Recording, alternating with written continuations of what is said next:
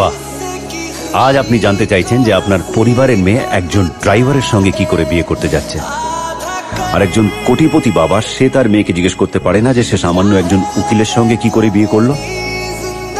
আমি তো তাও এখনো সিঁথিতে সিঁদুর দিইনি। আপনি তো সিঁথিতে সিঁদুর দিয়ে মালা বদল করে বিয়ে করে ওনার সামনে গিয়ে দাঁড়িয়েছিলেন, তাই না? আজ আপনার পরিবারের মেয়ে এত বড় একটা ভুল করেছে যে যাকে ভালোবাসে আপনি তার উপরে বন্দুক তুলে দাঁড়িয়ে আছেন। আপনার ভদ্রতা সভ্যতা সব মুখোশ খসে পড়ে গেছে, এটা ঠিক।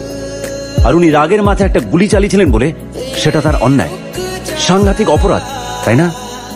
আপনাদের বাড়ির মেয়ে মেয়ে আর ওনার বাড়ির মেয়ে মেয়ে নয়। আপনাদের ভালোবাসা ভালোবাসা আর ওনার ভালোবাসা অভিনয়, নাটক। আপনি আপনাদের মেয়েকে কোলে পিঠে করে মানুষ করেছেন আর উনি সারা জীবন শুধু অহংকার নিয়েই ছিলেন। এ তুই এত কথা তুই কোত্থেকে জানলি? কে তুই? যে বয়স্ক মানুষটা 25 বছর ধরে নিজের একটা ভুলের প্রায়শ্চিত্ত করতে করতে আজ মৃত্যুর সঙ্গে লড়াই করছে, সেই অশোক দেব বর্মনের নাতি আমি। আজ আপনাদের সমস্ত পরিবার যার সিদ্ধান্তের উপরে কোনো কথা বলতে পারে না, সেই মধুজা ব্যানার্জির ভাইপো আমি, আদিত্য দেব বর্মন।